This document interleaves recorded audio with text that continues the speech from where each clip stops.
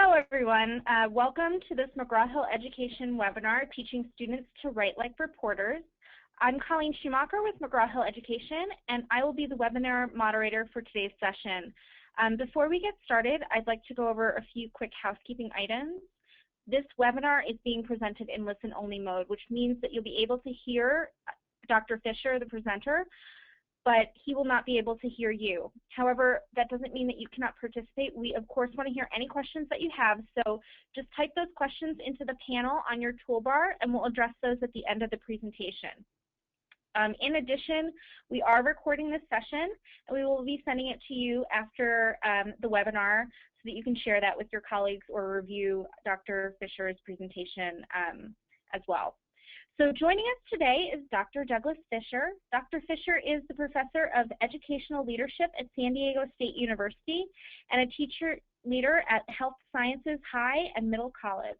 He is a member of the California Reading Hall of Fame and is the recipient of an International Reading Association Celebrate Literacy Award, the Farmer Award for Excellence in Writing from the National Council of Teachers of English, as well as the Krista McAuliffe Award for Excellence in Teacher Education. He has published numerous articles on improving student achievement, as well as books such as Text Complexity, Raising Rigor in Reading with Nancy Fry and Diane Lapp, Checking for Understanding, also with Nancy Fry, and Common Core English Language Arts in a PLC at Work with Nancy Fry. He is a board member of the International Reading Association and a past board member of the Literacy Research Association. So without further ado, I would like to turn this over to Dr. Fisher.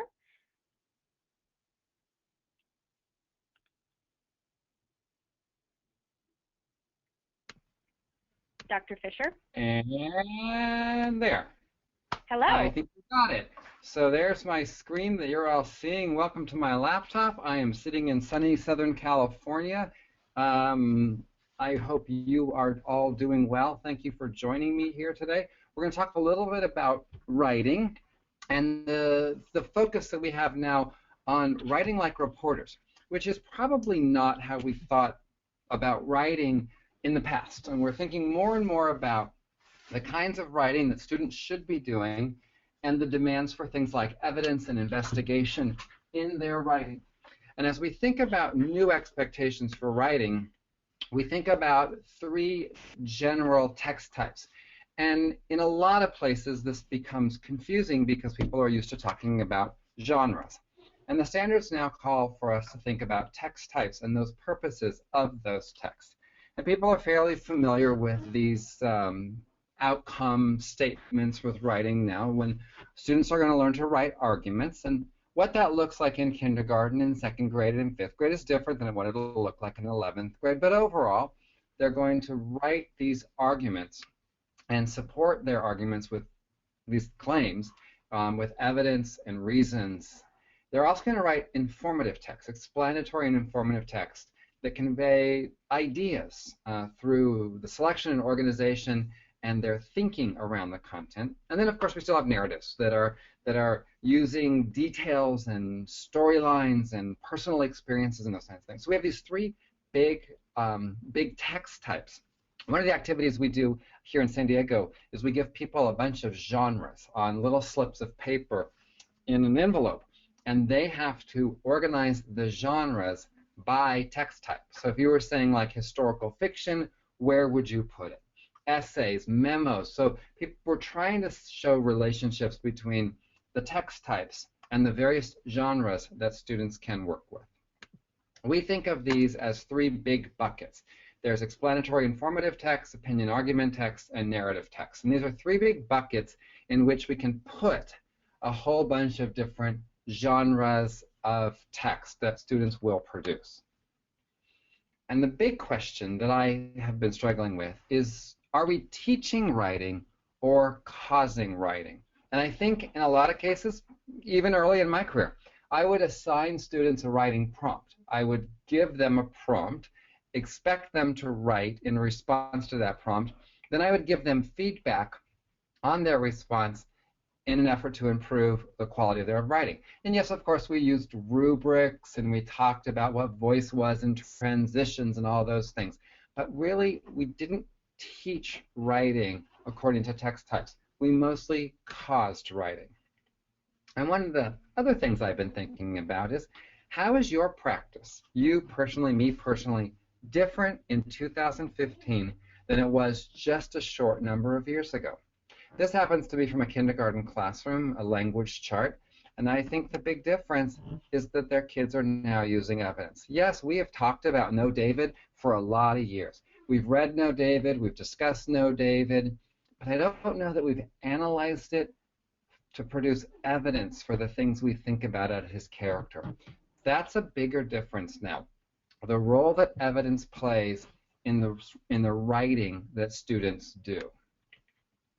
I think these writing standards are going to require some really high quality instruction. We have to get students access to a lot of good instruction in the area of writing, and not just assign prompts, cause writing, and say to students, write and then I'll give you feedback, but rather really, really good instruction. And when I think about instruction, I think a lot about gradual release of responsibility. I think it's the model that permeates all the content areas that I work in, all the thinking that I do about how to get students to perform at high levels and to achieve at very high levels. Nancy and I put this together several years ago, trying to articulate what we believe around good instruction. And we update it and we revise it and we modify it and we think about it a lot. So this is our current version. It's important to note that I don't think you have to start with what we call focused instruction. I think you can start anywhere.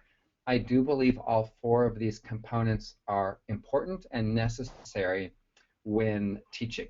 I don't think you can leave one out for one day and come back and get it the next day. That all four of these components are important and necessary in each lesson.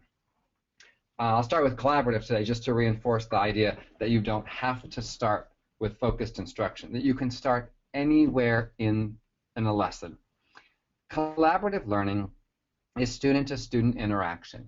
It's getting them to interact using academic language. People tell me it's the hardest thing in classrooms is to get students to work productively with their peers and to produce things collaboratively. And I think that's really important. I think that's an important part of what has to happen in a writing classroom. I'm going to give specific examples in writing after I do an overview of gradual release. So we've got to get kids working and producing collaboratively. That can be peer response groups. That can be collaborative construction. There's all kinds of ways we can get kids to work collaboratively as part of the writing instruction. If I jump up to guided instruction, for me that is around prompting and cueing and questioning. Being very intentional to prompt and cue and question learners so that they do the cognitive work. Not telling them, not assigning them, but really getting students to go in much more depth in the just right response. And I think this is an area that takes a lot of work, and takes a lot of work especially in writing. I think what I've done, is when students make mistakes, when there's errors, we tell them. We use direct explanation. We need to ask a question or provide a prompt or provide a cue to get the student to do the heavy lifting, the cognitive work. Focused instruction for me is around setting the purpose for learning and modeling our own thinking. What is our purpose today for learning? And what example can the teacher provide of the kind of thinking that students are supposed to do? That's what I'm looking for in focused instruction. And then independent is probably the easiest one to explain. It's students working on their own to produce things that they've learned how to do, the application, if you will. I think about collaborative learning as the consolidation. We consolidate in the presence of our peers. We're good at that. And then we apply that learning in independent tasks. So I think every day there should be a purpose. Every day there should be teacher modeling. Every day we should correct errors using prompts and cues and questions. Every day students should have opportunities to collaborate with their peers. And every day they should be asked to complete tasks on their own. In the system I work in, we set an expectation that 50% of the instructional minutes are collaborative learning. And that's an important and hard to realize goal. it is difficult to get students to collaborate for 50% of the minutes. They don't have to be consecutive 50% of the minutes, but over a week or a unit, we want about half of the time to be student-to-student interaction, them producing things with their peers. They can practice language as a result. But part of the reason we want a lot of collaborative learning to happen, and that could be in stations, could be partners, why we want collaborative learning to happen is that it buys the teacher some time for small group, needs-based instruction. And this is critical in the area of writing. Our writers are very diverse. The patterns they use, the errors they make are different. And we need some time to look at their writing and then group them based on what we see in their writing for additional instruction. So let me give you some examples, more specifics in the area of writing. When I think about focused instruction, so what's the purpose and how is it modeled for students? There's a couple ways I think about that. The most common is at the bottom, the write alouds. And I think that's probably the most common thing I see. Teachers composing live in front of students on dry erase boards, on iPads, on laptops, on smartboards, where they write in front of their students. But more importantly, they write in front of their students and talk about their composing process. I have a YouTube channel that you are welcome to go to. It's Fisher and Fry YouTube channel. And there's a first grade teacher on there, and she's composing in front of her students a paragraph about an informational text about bats. And she goes through a thinking process about, we've read a lot of stuff, what is something I know enough about to compose my paragraph about bats? And that's a write aloud, getting students to witness the composing process of a teacher. If we then move to things like shared writing and interactive writing, that's where we start to share the pen with students. So we're modeling our thinking, but we might invite the student to write a word or a phrase as we still model and think aloud. Interactive writing is very popular. It's been used with adults and teenagers and young children. It's got a huge research base behind it. And what we see is that students compose, we agree on a message, and then we parse that apart and we say, what part do you want to write? What part do you want to write? And it's a shared experience where students come up to the board or the computer or whatever, and they compose while the teacher does a think aloud. Another focusing kind of writing experience is language experience approach, where students compose the message together with their teacher, and then the teacher writes the message down and talks aloud as he or she is composing. So you're hearing in all of these, there's a role for the teacher to be very metacognitively aware, to think about thinking while writing. This can't be the only thing that students experience in writing instruction, but it is an important part of the writing instruction. And that's what I think we need to make sure students are seeing as we move to these new text types. Are they seeing write alouds that are opinion and argument pieces? Are they seeing write alouds that are explanatory and informative? So are they getting a chance to share the writing experience? Are they getting a chance to talk together, agree on a message with evidence, and then see how it gets composed? But that's not the only thing we do. We also do guided writing instruction. And here are a couple things I think about a lot with guided instruction. So one of them is using writing models. So sentence frames, paragraph frames, all of those things work as writing models. I like I am poems so that students can analyze a character with a model using an I am poem. I like all of those kinds of things to release some of the responsibility to students. I'm sorry, writing models is on there twice. I like that for students getting some practice with that. And then the next, generative writing, where we give a student a specific word and we ask them to put that word in a specific place in the sentence. For example, the word cell, C-E-L-L, in the third position of a sentence. So they have to manage the word's meaning and the grammar structures around that word. What if I asked you to write the word volcano or volcanoes in the fourth position of a sentence? I could make it even a little harder. I could say I want the sentence to be at least 10 words long. I could say I want a clause or a phrase in the sentence. I could say choose a word that has the letter V like Victor in the third position of the word and put that word in the fifth position of a sentence. And just get students to think through this. Lee Fern and Nancy Farnan have done a lot of research on this, a lot of writing about this, and the cognitive processes of giving students some conditions of those sentences and letting them construct them as they go. Here's an example of generative sentences. I like it a lot. So here's, you give them the word, you give them the placement, and it forces them to pay attention. And here's the volcanoes in the fourth position. It tells us something about the student's composing, the student's knowledge of the word, as well as the student's command of grammar. It's a great guided instruction task to get kids to compose. In the same class, a boy wrote the following. It also tells us something about his composing, his thinking, his understanding of the word, his understanding of grammar. So it helps us think through. You could have the word sell in the third position of a sentence more than 6 words long. You could have the word because in the first position of a sentence fewer than 10 words. People get upset with that when they don't like to start sentences with because, but we had a vote and we're allowed to do it now. So there's supposed to be a comma somewhere in that sentence. And the word constitution capitalized in the last position of a sentence exactly 10 words long. That's pretty hard because students have to do a lot of self-editing to figure out how to construct that. It's a cognitive process that they go through as they think about how they're forming the sentences, what the words mean, how writers compose. It's not teacher-led, but it's not 100% student-led. It's that guided. And then, of course, students can expand their generative sentences and make them topical. You can have them design writing based on an understanding of that sentence. The writing models are another good guide that can provide a scaffold for students. Here's an I Am poem. It's from a book called Parrot in the Oven, and the students were thinking about a character and how to analyze a character as they prepare to write their character analysis.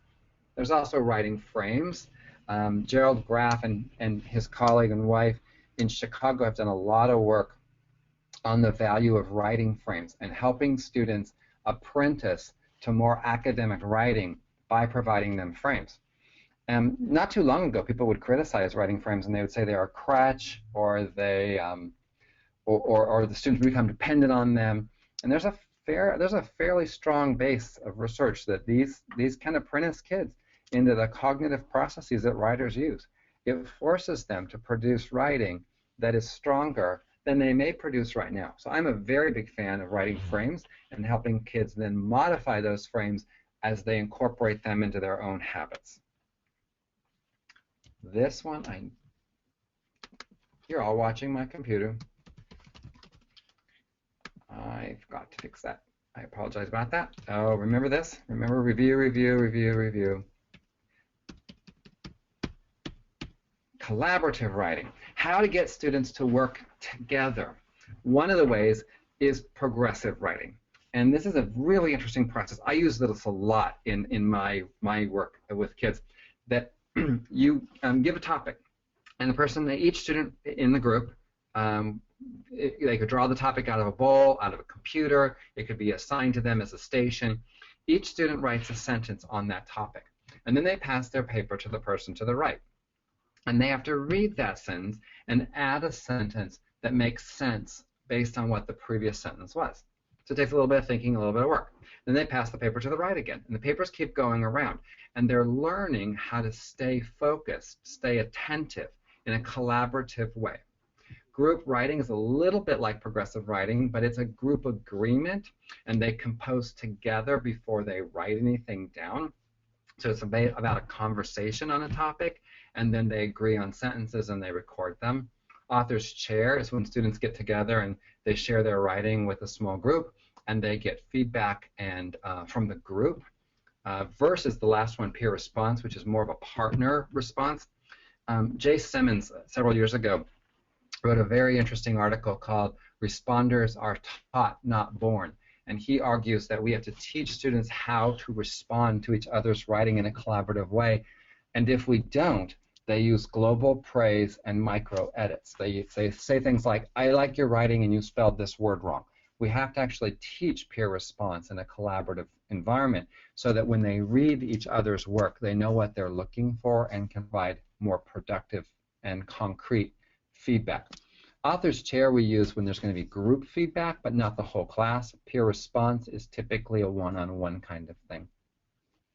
And there's a lot of people playing with content writing centers, that if you put enough informational texts out in a center and you have students look through them, read them, talk about them, explore them, and then there's a writing frame that's more guided, and they can collaborate on their response of informational text. We're figuring out ways to get students to collaborate with one another as they produce high-quality writing. And in independent writing, having students daily writing prompts. The standards call for shorter and longer production, so they have daily writing prompts. I'm also a fan and use Power Writing in my classes on a regular basis, a daily basis. Typically, it's 3 one-minute rounds. There's a topic, and students are assigned to write as much as they can, as well as they can, on that topic. They then count the number of words, and they circle it next to their writing. They have a second 1-minute timed writing. They do the same thing, count the words, etc. I ask them to circle any words and phrases that they have misspelled or any commas they've missed. They circle all the errors, and then they do a third round, and they count. I ask students to keep a graph, a histogram of the most number of words they wrote in a day, so that they can track their increasing fluency in writing.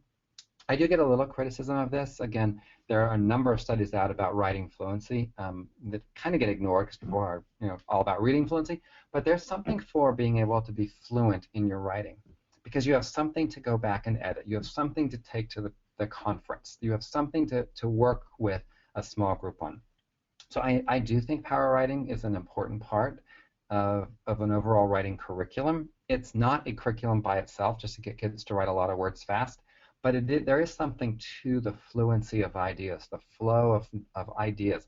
I don't really like to see kids sitting around with their hand on their mouth saying, I'm thinking about writing. I want them to start writing things. So we do use power writing to do that, where we push them into production. Over time, they start to write smaller words, which I'm okay with because they can go back and edit. They set goals for themselves about how many words they want to be able to write. Sometimes they write more words because the topic they know more about. Sometimes they write less words. I ask them to circle any errors they've made, whether they're spelling or grammar or mechanics or whatever, because I don't have to teach any errors that the students notice in their own writing. So when I look at power writing work from students, I'm looking for the errors they don't notice in their writing, because that informs my whole class or small group instruction. It helps me think about what I still have to teach for students based on the errors that they are not noticing in their own writing. And last is conferencing or conferences, and there's a lot of work out there on having conferences with writers about their writing. And I'm seeing some new books coming out on this exact topic, is how to structure those conferences and how to give feedback that's growth producing and humane and that causes students to become better writers rather than just assigning writing. And I think the things I've talked about, this collection of instructional routines, are not all used every day, but there is something done every day, whole class, that's more of a focusing lesson. There's some writing that students do independently. There's some collaborative work every day, and the teachers are always doing some sort of guiding, prompting, and cueing. That's how we create stronger and stronger writers. That power writing builds that stamina. It helps students have more to write about. Here's a graph from one of my students. You can see from last year that you can see the flow of the number of words she can write in a given day. And it's pretty powerful for students to watch that. And then one of the days, about every 3 weeks, we write, what are our goals? Do we want to reduce our errors? Do we want to increase our word count? It's just one way to think about writing. And as I think a lot about this, I think a lot about what we're asked to do under Common Core.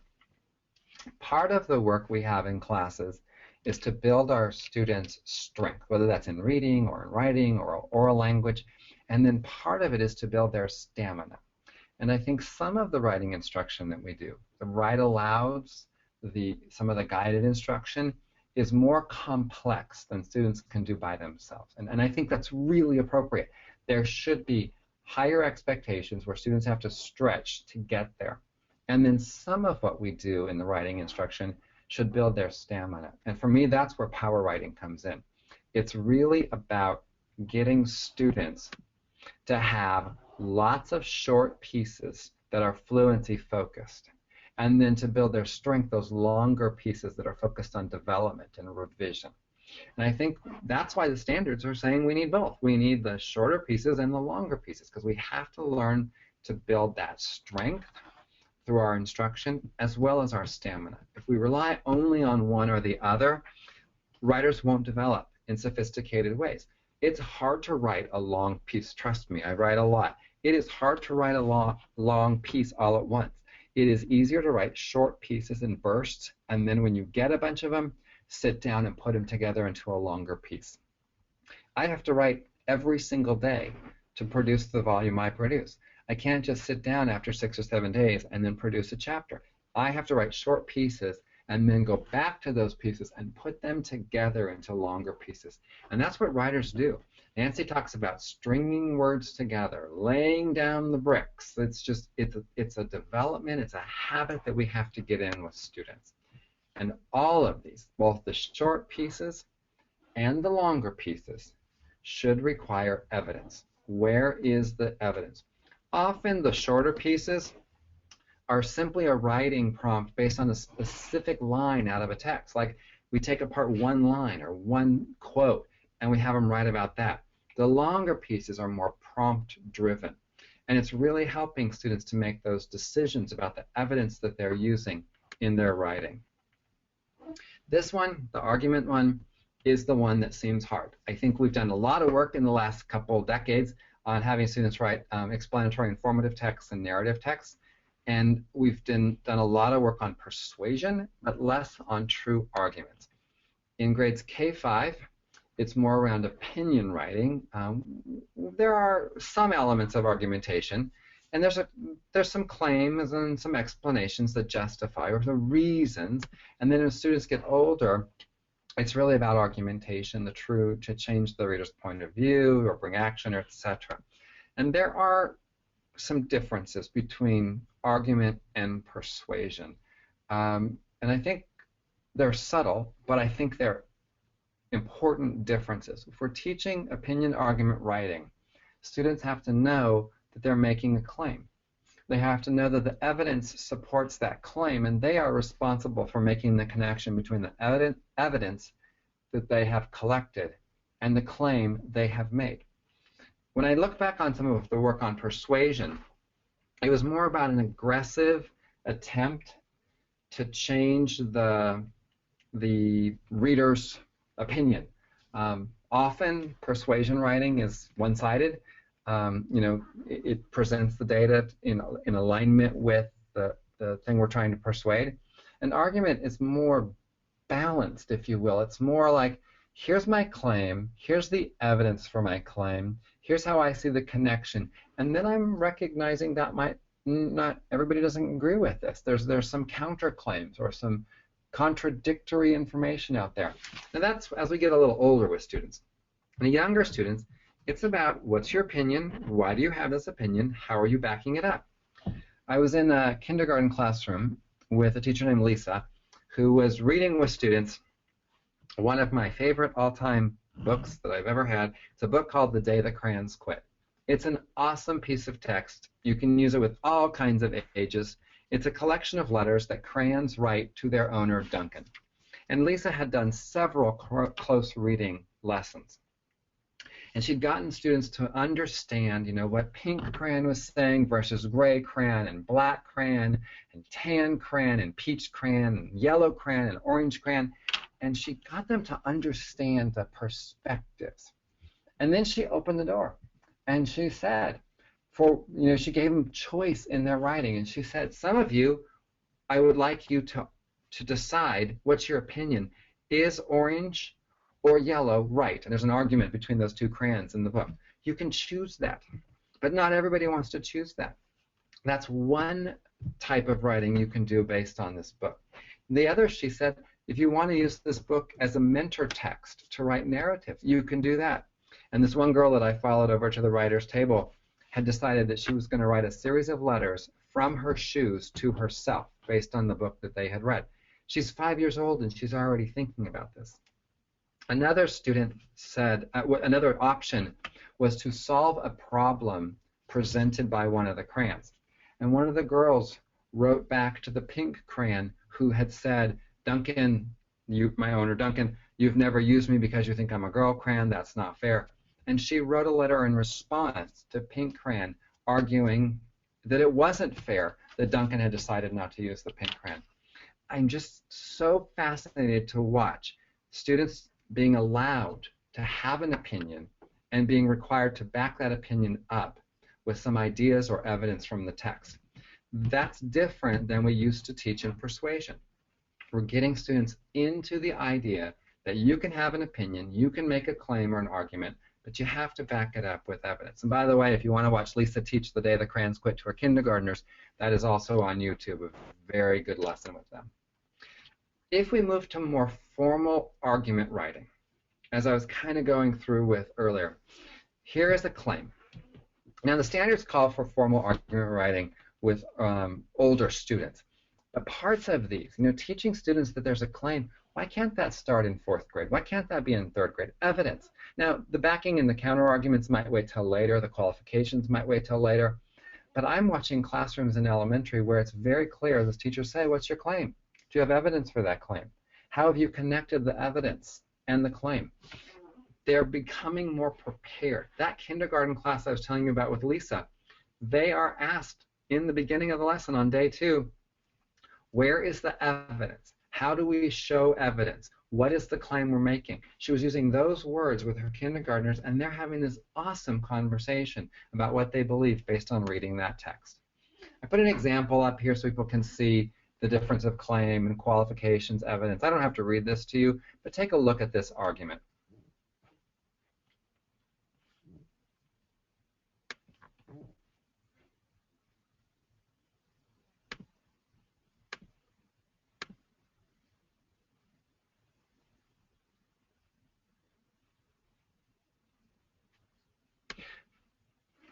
And I think one of the things, sorry, I clicked that off pretty fast without talking. I think understanding this, whatever grade level we teach, that this is where we want to get students, is to have these kinds of experiences, claims, qualifications, evidence, warrants, etc. We have to know what they mean, and then we have to figure out for our grade level, even if we're having kids write an opinion piece, are they using evidence? Do they understand what warrant means, even if we don't use the word warrant? We're just trying to get students into more concrete and evidence-based writing. I really appreciate the task templates that have been found on the literacydesign.collaborative.org website. I think these are fantastic ways to help us write better prompts. Here's the template that I used. It says, insert question. After reading blank, write a blank that addresses the question and supports your position with evidence. Be sure to acknowledge competing views, give examples, etc. And then here's an example. How would you recommend A Wrinkle in Time to a middle school reader? After reading the science fiction novel, write a review that addresses the question and support your position with evidence from the text. Interesting. How do the political views of the signers of the Constitution impact the American political system? After reading Founding Brothers, The Revolutionary Generation, write a report that addresses the question and supports your position with evidence from the text. The Literacy Design Collaborative has produced task templates from kindergarten through 12th grade. They are in clusters so that you can use them to create better writing prompts. And if this is the prompt you're looking for, how will you get students there instructionally? What are the experiences that students need to have to get to be able to write like this? Here's another, I put in an essay, something I've been working on lately. This is a little older readers. But because I have Google Docs now, I'm asking students to highlight in certain colors different parts of their writing. So if you're making a claim, I want it to be in blue. If you are using evidence, I want you to have it in red. If you're connecting your evidence to your claim, I want it that weird color there. And then if you're recognizing counterclaims or offering counterclaims, it can be in green. And as long as they color code, they can use whatever colors they want. And it's really easy for peer reviews when they read and they say, hey, you don't have any red in your paper. I don't see any evidence. Or you don't have any warrants in your paper. It's also really easy for me to see just visually where students, how students are thinking about their evidence, how they're thinking about their claims, how they're recognizing counterclaims. This is helping me, and the technology, I don't have to print this even. I can just look on Google Docs and see the kind of writing that the students think they are doing.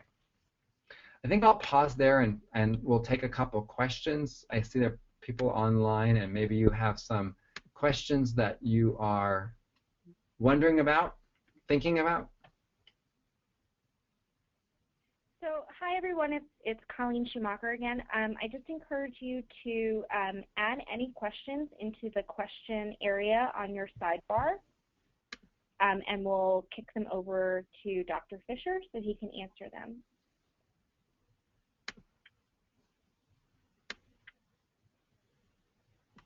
Just going to give it a few minutes for folks to add any questions they have in. Yeah.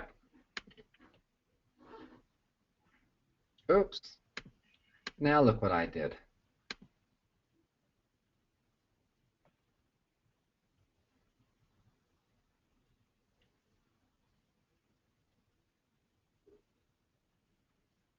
So Doug, while we're waiting on questions to come in, if you want to add anything else. Sure. I'll move the slide in just a second because I just mixed it up. I think that understanding the text types is an important part of our PD. So I hope that as you all lead your colleagues, friends, teachers, etc., that you do some work on the three main text types under the standards. I think that's important, and to take apart what it means genre versus text type. The second thing I think we have to work on is the kinds of instruction students need in the area of writing.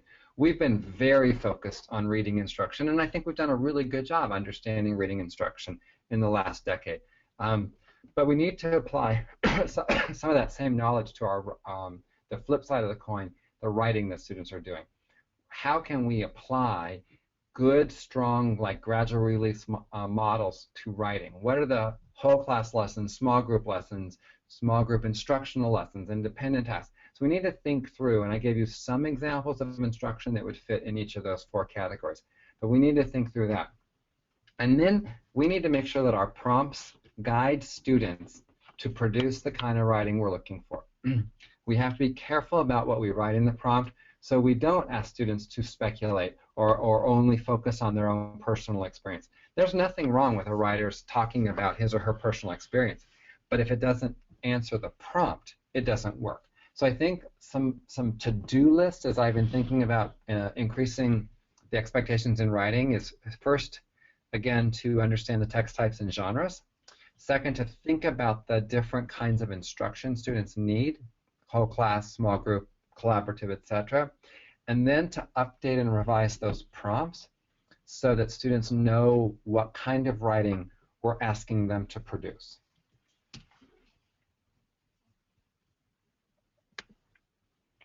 Okay, well, thank you, Dr. Fisher. I want to give one last chance. I don't see any questions that have come through, so I take that as being a sign of a really thorough session where all your questions were answered. But I will give everyone a chance until we close here. If you do have any further questions, feel free to type them into that question box at the side of the program. And I also want to thank you all for attending the webinar today. Just a reminder, we will be sending a follow-up email with a link to the recording and also any additional resources that we're going to be sending out, including the PowerPoint. And as you exit the webinar today, there will be a survey that will open, and we would love your feedback, which will help us to improve and plan for future webinars. I did see one question come through, and if you 1 second, I'd like to pull it up. I'll also say that I put this slide back on so that you would have my website, thefisherandfry.com. There's a contact button that you can contact me via email. Our YouTube channel is linked there. Our PowerPoints are linked there. some of our writing links there, so you'll see a lot of resources about teaching students at that website. Great. So the first question is, what types of instruction do you recommend? A writer's workshop? I do think a writer's workshop is effective. Is that at the end of the question? Sorry, I started talking. Yes, yes. So I do think writer's workshop is an appropriate instructional habit. I think we need to clear on writer's workshop. Do we actually have guided instruction in there, small groups, needs-based? Do we analyze our students' writing to look for patterns of errors that we're using in small group instruction? In a lot of workshops, I'm not seeing that.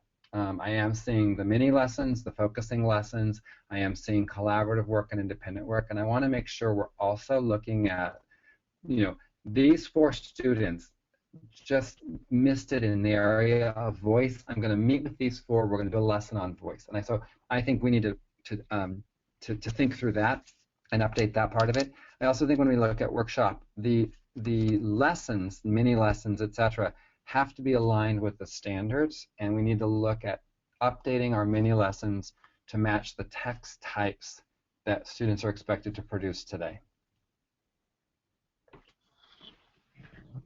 The second question in here is, how often should students at the elementary level publish their work?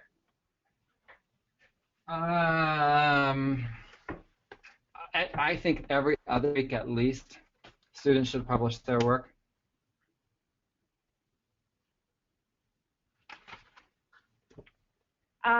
What is the recommended time second graders should have writing class? Oh, there's such a debate. It depends on how much time you have for reading and everything else. I think it's hard to get the level of writing that we expect without a 45-minute or more lesson in writing. And I think we can blend a little bit of the reading and writing, because the reading should be directly connected to the writing and the back and forth that they're doing.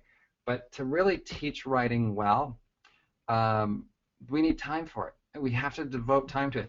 One of my colleagues many years ago, one of my instructors when I was in school, said to our class years ago, every writer can read, but not every reader can write. And I really took that to heart when I started designing lessons and curriculum. If you can write well, you can read well.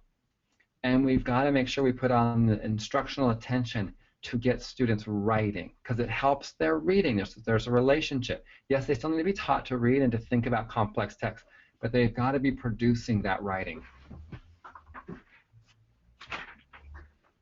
How would you set up first grade writing groups at the beginning of the year when reading is limited, especially if students have not had good writing background in kindergarten? I think the best way to form groups is to do some assessment. So you could do a simple writing prompt and score them on a rubric. And I would number my students in first grade. Let's say you have 30 kids in first grade. Number them 1 to 30, from the highest performing kid to the lowest performing student. Cut the list at the midpoint.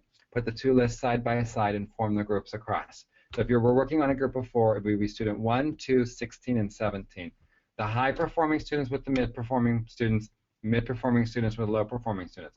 That works the best so far. It's not perfect for grouping, but it's the best we have for forming strong groups. Then you have to figure out the task you're asking kids to do. And it can be, in the beginning of the first grade, it can be, very basic writing kinds of things. Composing a sentence collaboratively. It can be like matching is the onset rhyme pattern correct? Is this a word? Is it not a word? We're seeing lots of that for kids who are underprepared.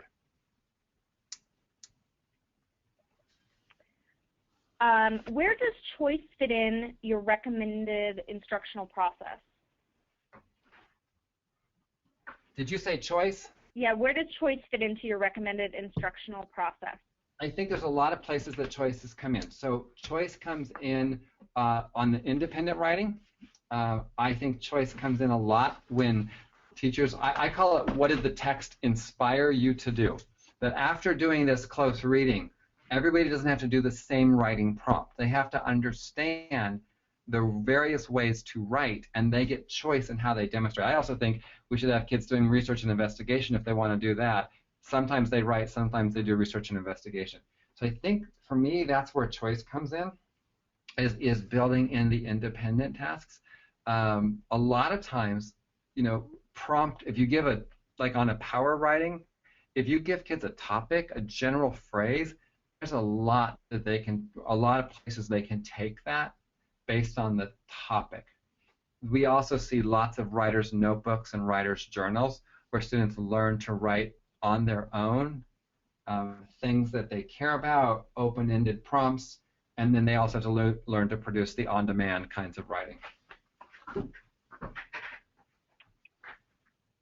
How do you implement this method with higher grade levels? I think it's the same. It depends on how many minutes you get. I mean, in junior high or middle school, often there's the most common thing I see is 3 days of reading instruction, 2 days of writing instruction. That's probably the most common model I see because of the 40 whatever minute periods that people get.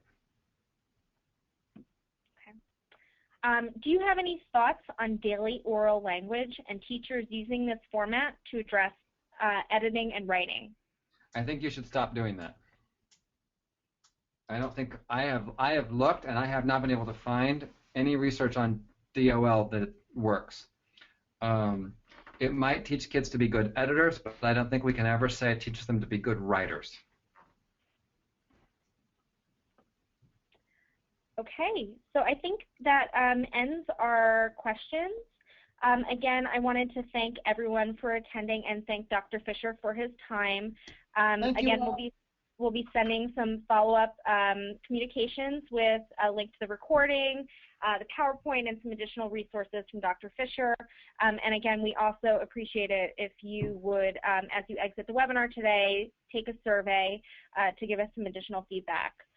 If we didn't get to your question today, we will follow up with you individually. And if you have any additional questions, please email our webinar team here at McGraw-Hill Education, and that email is webinars@mheducation.com. So again, thank you all for your time, and we look forward to seeing you at our additional webinars coming up monthly from McGraw-Hill. Thank you.